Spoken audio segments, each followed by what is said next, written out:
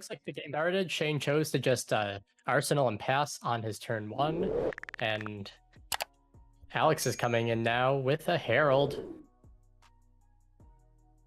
Yellow Wartune Herald, which is being popped by Amplify the Arknight.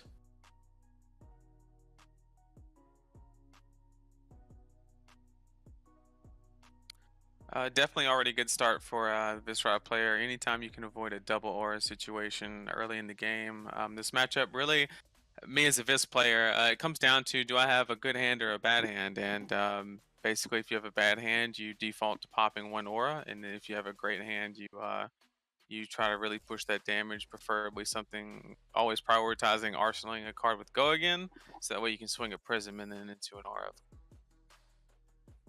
Yeah, that sounds right. Usually when I'm seeing Prism, I either want to see 2 auras or 2 heralds. When you get 1 and 1 like that, it feels like a weaker turn. Exactly. Well, it allows the Viserai player to manage the game, whereas if they play the double aura, now the Prism's kind of in the seat there. Right. So with this E strike, it's definitely probably Go Again, and then we're gonna see a Rosetta pitch into the aura. If I had to guess, I would guess the same. and that's Yeah, as really the Viserai player, Shane wants to keep those aura counts down. That's the main deal. yeah, like that's the bread and butter, right? Like you E strike or Mavrian into a Spellblade Assault, and then Rosetta into it, or just a Rune Flash even works. A little bit weaker, but it still does the job. And always keeping in mind that when you swing the weapon into the aura, you bank the rune chance and they do not discharge. Whereas if you play an attack action card into it, it does fire. Yeah, it's a pretty tricky niche bit of the rules. What considers attacking, not attacking between weapons and attack action cards. Now that was really interesting that the Viserai player elected to keep the card and not Yeah, well, swing. looking at the damage, I think he came in for 7. Interesting. Okay. Yeah, we'll see what Shane has up his sleeve. Over here, it looks like Alex got an Merciful Retribution and another Wartune Herald. Merciful Retribution being, in my opinion, one of the most annoying of these auras to deal with. You want to keep that soul as empty as you can to prevent Prism from being able to generate her spectral shields, and Merciful, I think, would normally have that Wartune go there, right? Yeah, that's a missed trigger, but Yep, the Wartune should have went to Soul and triggered the 1 arcane damage. yeah, oop. And he missed the Tunic trigger, I think. Ah. Should be on 2. Yeah, maybe that last card in Viserai's hand last turn was that Mordred Tide. Really, Mordred Tide, probably the more powerful turn starters that you can get on Viserai. Really hoping to set that up with the other cards in his hand. Oh no, actually that came from Arsenal, never mind. Yeah, the only other thing that I could think of is maybe if it was a Revel and he had the so like if he has a Revel, or well, obviously not anymore since we saw the Mavrian, but like anything here with the Mordred, like a Spellblade Assault, is gonna allow you to bank a lot of rune chance, and still go into an aura, right? Because he's gonna pitch and make all of them in the back, swing a Prism, and then use the last floating to hopefully pop that Merciful. Should be the target. Yeah, at this time, Alex playing something, and it looks like this is going to be that Arclight Sentinel, so it has to be the target of whatever Shane presents, potentially ruining whatever plan he had for the turn. And it's perfectly timed, right? On the Mordred Tide and the on-hit effect relevancy of the Mavrian, which means he was going to lose the hand anyway, because it's a yellow Mav into a Mordred. That means it would have made 3 rune chance if it hit. So if it's on something like a meet and greet, it gets even worse. So definitely a very well-timed ALS. Yeah, and now Alex is in the position where he does have 2 auras sitting pretty. And even though he didn't have anything to pitch, No matter what the Viserai player does, unless he's leading the charge, one of those auras is going to stick around for next turn.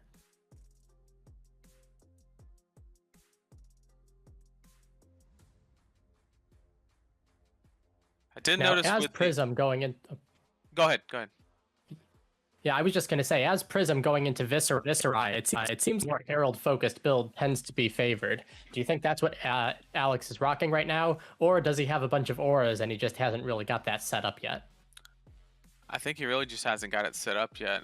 Because I think if you go aura-wise, Viserai just has access to too many poppers. Basically, you have Amplify, you have Ninth Blade. They're always in every Vis list. And then, of course, Runic Reclamation or CNC, whichever flavor you prefer as a player.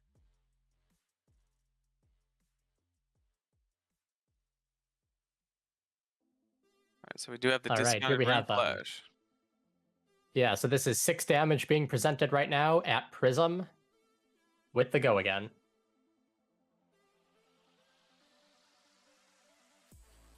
And it looks like the rune chants were prevented. And Alex is busy figuring out how to block the physical.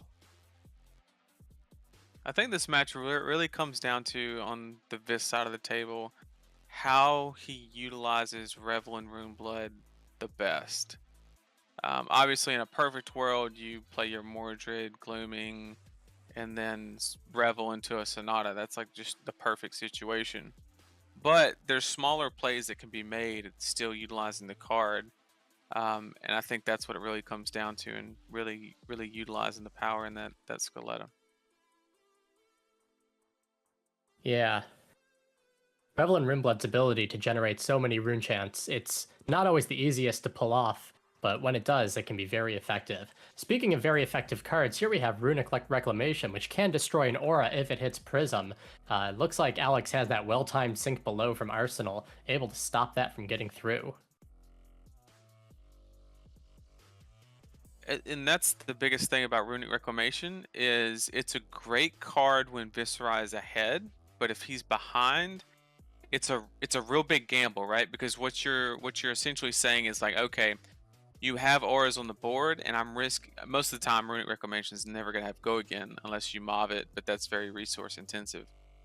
So you're basically saying, okay, I don't think you have any block in your hand because you've started blocking with stuff, and I'm hopefully going to get an aura, because if they block it all, then basically the turn just resets, which is exactly what Prism wants. It gets them one turn closer to another ALS, and then that's how the game just goes away. Yeah, Alex now has 3 auras on the field, 2 of them with Spectra and 1 of them the Spectral Shield. So build that board presence. Absolutely. Viserai right now has no rune chance, but it does have the full 5-card hand. Or 4 cards in Arsenal, at least. Starting out with Runeblood Incantation. This, I think, is one of the more interesting cards coming in from Everfest. It gives you 1 rune chant per turn across a few turns. So not really much more value than you get out of a something like a Read the Runes, but it does come in with Go Again, and it does trigger things that really help out Swarming Gloomveils, even, of which we have one right now. Yep, so that'll pump it to 4 with Go Again. And the biggest thing to note on the Runic... just 3. No, it's... The so only it made rune one in the chant back. generated this turn. Right, but the Runeblood Incantation is an aura, which does count toward the count on the Gloomveil. My apologies. Yep. Yep.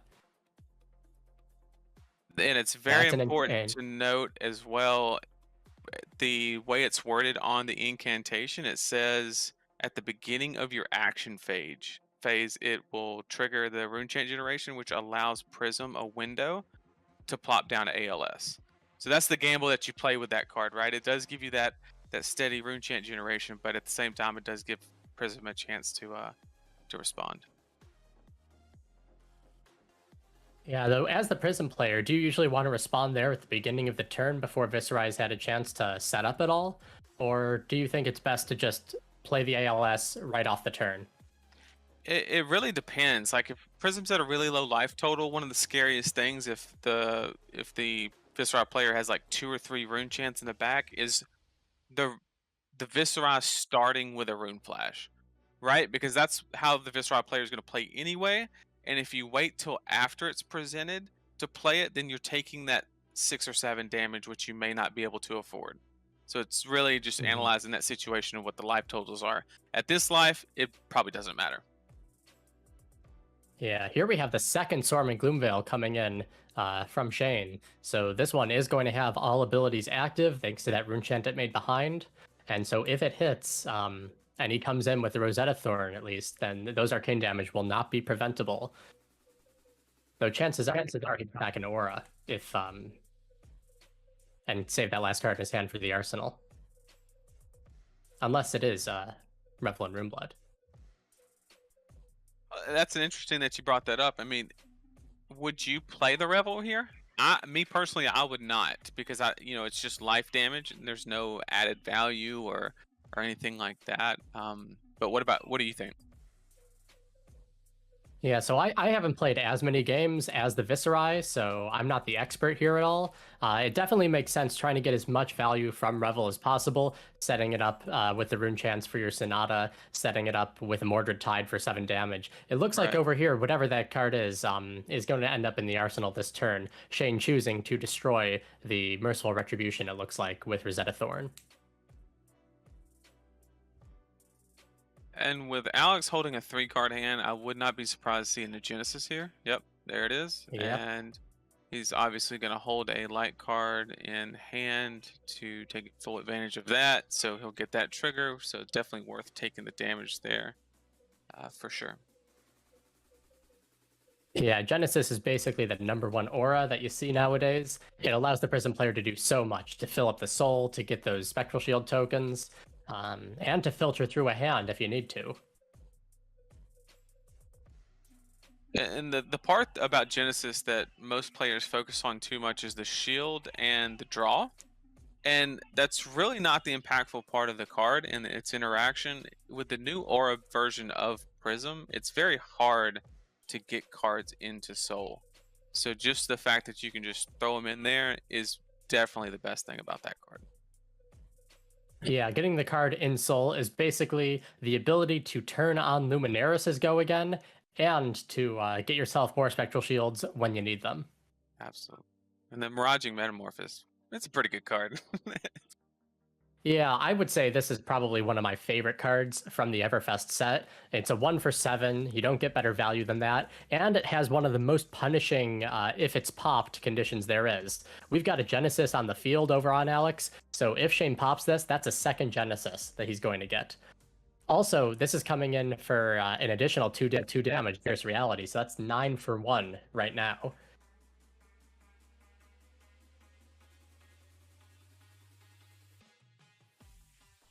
And Shane is taking all of it. Oh, that means that the Viserai player is definitely cracking back with something.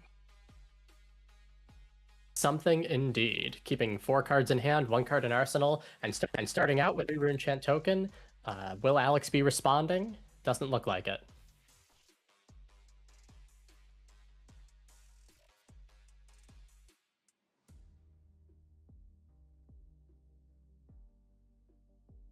All right, here we have a Sonata, not really bumped up much, just the extra 1, making it 2 hits, so that's pretty good value, but not the devastating OTK turn. Yeah, I got the same number of cards off of 9 reveals. It happened. Yeah, that was an unfortunate pull. It happens. It happens. So it triggers the 2 arcane. The most important aspect of that is now Rattlebones, if it is in the player's hand, is active. However, given the fact that he was so willing to give the resources up by paying into the Sonata. So Rattlebones actually isn't active because the Spectral Shield popped. Oh yeah, you're right. You're right. Okay. I didn't think about that. And obviously, Alex's #1 priority this turn is to not take arcane damage, to keep that meet and greet at bay. So that's definitely going to be the #1 priority. Yeah, right now Shane is presenting 2 rune chants plus 7 from the Shrill of the Skull form, so that's 9 damage coming in, all at the Prism player's face. So definitely a chance that he might use his creepers, or if the arcane goes through, Rattlebones as an instant, as you suggested. Yeah, this has creepers just written all over it. Because there's no way that the Viserai player holds 3 cards in hand. Well, so the blue that he pitched is the one we saw. So the only known card that we know of is the meet and greet. There's 2 unknown Yes. cards. So flashing in a Revel here seems pretty good. Yeah, it looks like Alex has prevented both of those rune chants, and now it's just 7 damage being presented. And I think it's very likely to see Alex just take this 7 damage, depending on his hand.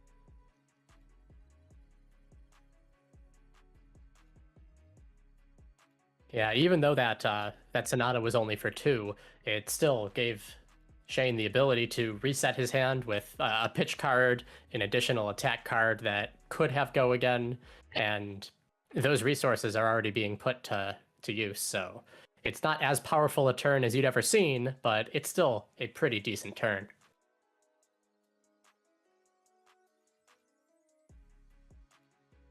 And there are those Spellbound Creepers. It looks like that Spectral Shield. There we go. Now it's out of the way. I mean, why not another one, you know? Yeah. Now that's 2 rune chants every turn. 2 additional damage. Coming in with whatever you've got.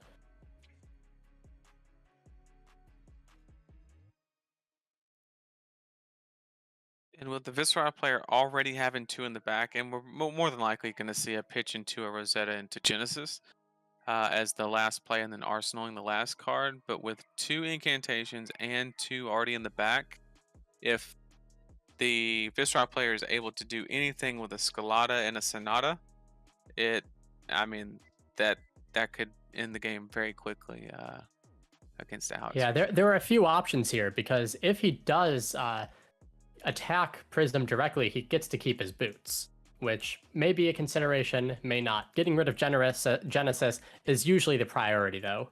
Also, if he does something fancy with Vexing Quillhand, he could come in with that Greet, and he probably still wouldn't get that go again. Yeah, but so this play, if he's going at...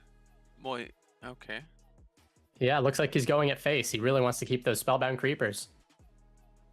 Interesting. And he's going to bank the meet and greet. Okay. So basically what that means is if that card in Alex's hand is a light illusionist card, he's going to eat all this damage. If it's not, he's probably going to block with it. Because he definitely wants the Genesis trigger if he can get it. Yeah, though this is oh, it looks like he's taking the damage raw. He's not using his helmet. And he's not choosing to... I guess he'd have to use a resource to block with the boots again. Or right. Would he? No, it stays active. No. Yeah, so he could have blocked with those boots again then. Yep. Saved one of those hit points. Well, did he pay for him this turn? I don't think he did he? I thought he did earlier. I could be wrong. Yeah, no, looks like he decided to keep that card.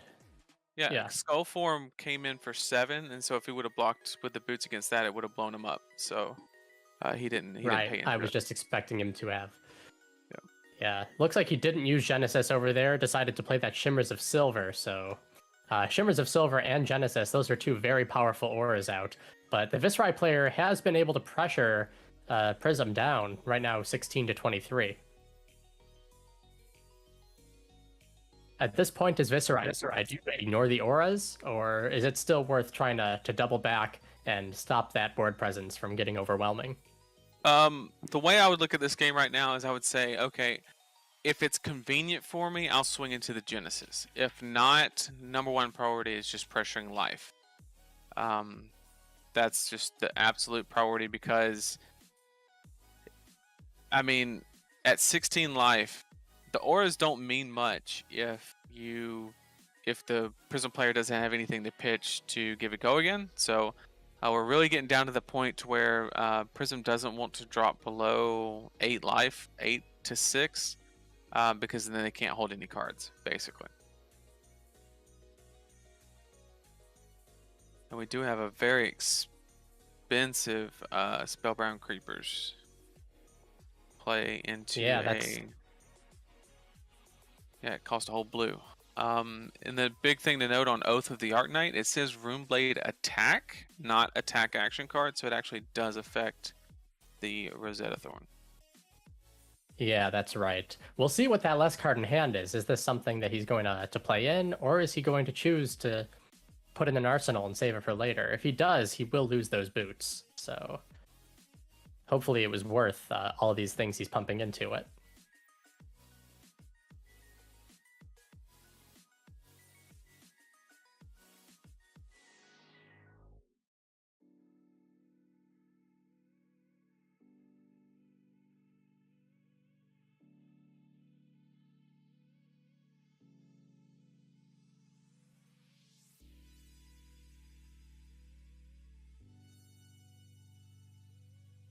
Now, with one card in hand, you wouldn't think there'd be too many lines to consider, but Viserai, having Vexing Quill hand, having Bloodsheath Skeleton, there are possibilities. If that nada, then it could be something he wants to play for big. If it's an attack, he could attack with it.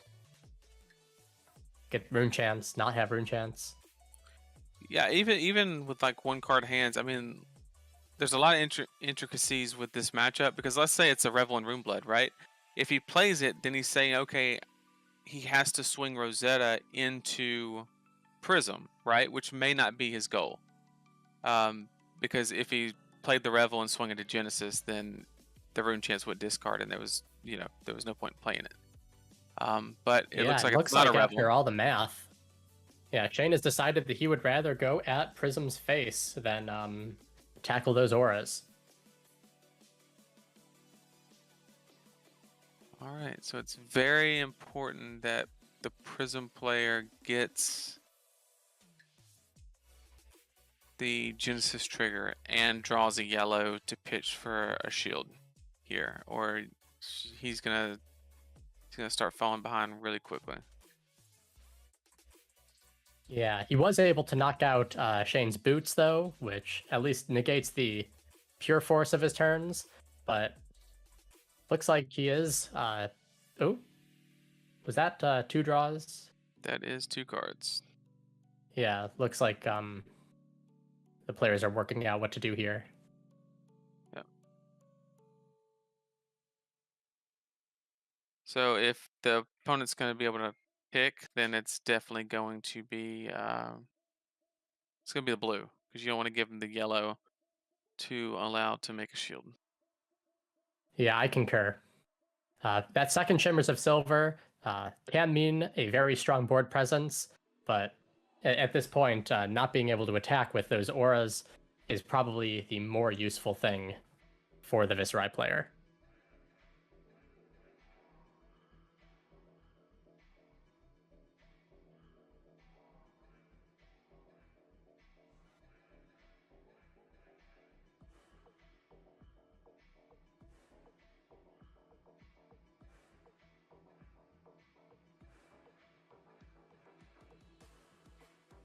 Yeah, what making his decision. Just want to thank everybody again who's watching, both on the TheCardGuyz YouTube channel and the Andy Modell TCG channel.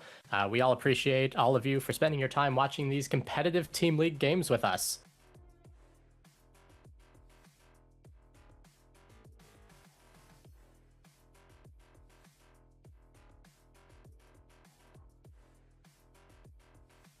I guess, are they doing a judge call on it, or? Let's see. I'm not seeing anything in the judge calls section of the Discord right now. Alex asked me to look, and it looks like their game room doesn't have anyone in. Oh, whoa. They're rewinding to be able to see which card was on top. Is what they're doing. Mm-hmm. But they're gonna have to rewind again. Yeah.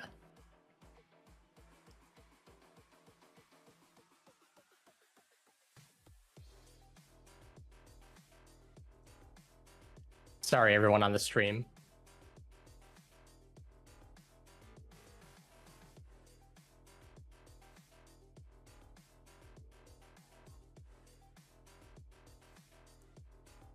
Okay, so they came to the conclusion that Soul Shield was the card on top off of the Genesis trigger, which is going to allow the Prism player to make a shield, give all the auras go again, and come in for 6 damage, it seems. Yeah, I think if get a judge, it would be ruled as a hidden card error, and there would be a bit more choice available to Shane. But because they can rewind time, it looks like the players have decided to just let things go the way it does.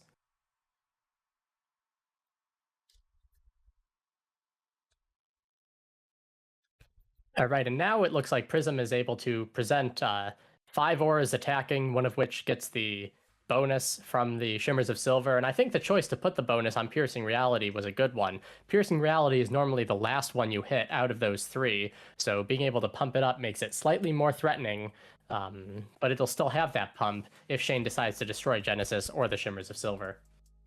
Absolutely.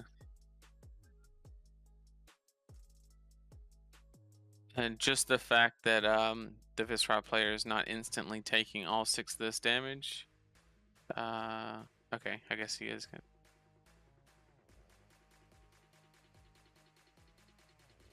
So that means that he does have something to come back with. He will trigger 2 rune chant generations on the incantations, which does allow Prism to play the ALS if she pleases. Yeah, we do know that he doesn't have any Swarming Gloomveils. We've seen all 3 of those so far.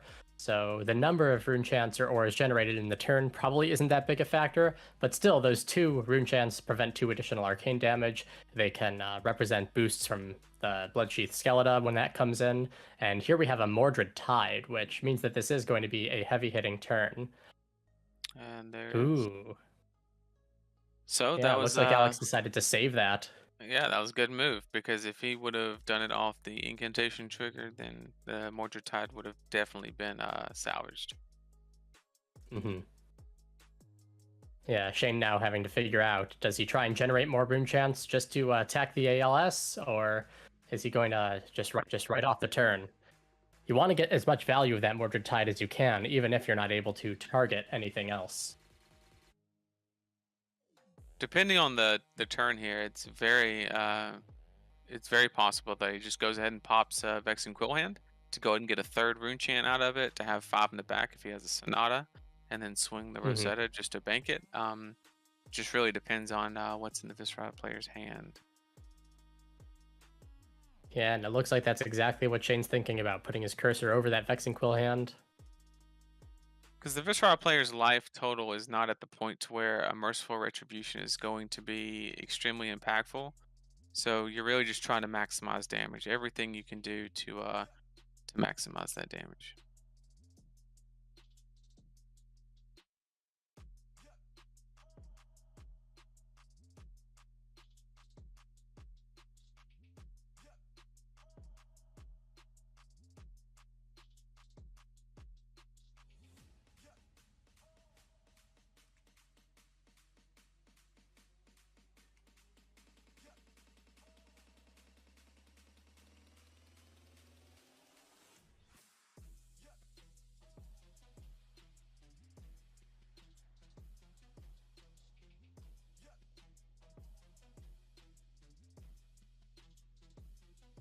Yeah, Shane's really thinking through all his lines.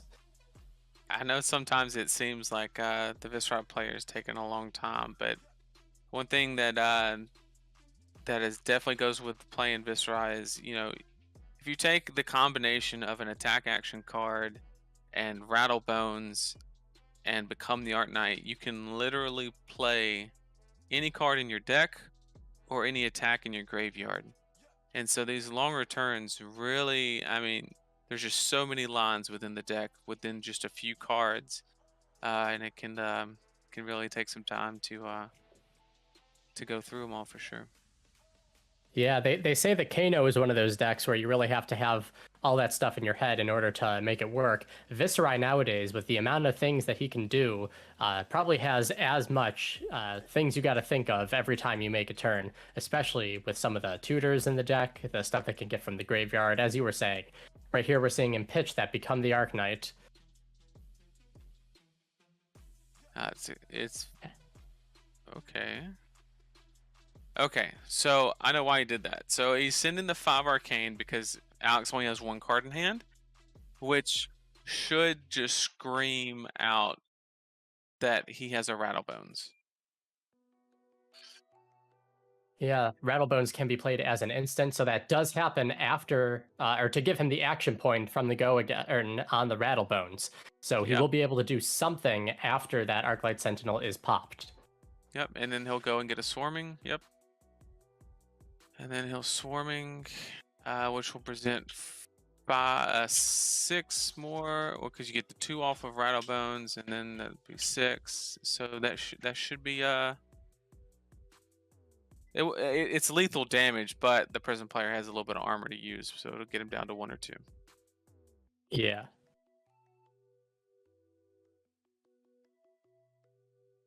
All right, so we have 4 from the Swarming Gloomveil and 4 Rune Chants coming first. It should only be firing 2 of them. Unless I'm missing. No, 2 Rune Chants came in behind the meet and greet, and the other 2 came in behind the Rattlebones. Right.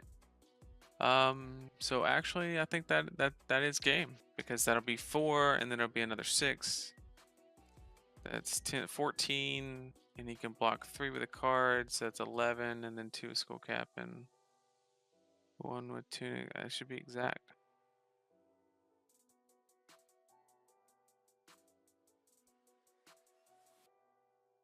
Could be exactly lethal. So the real question is if that card in Alex's hand is a blue, which is more than likely not. It's more than likely a Light Illusionist card, like any like yellow aura to throw in for Genesis. But if it is a blue, this could have been prevented by stopping the arcane damage. Yeah, it looks like he'll be taking all 4 of that arcane damage.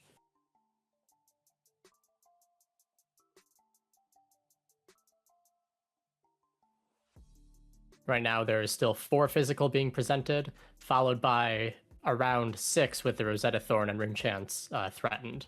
And you're right, it's a yellow aura, able to prevent 2 arcane damage, or 1 arcane damage and bring in the boots.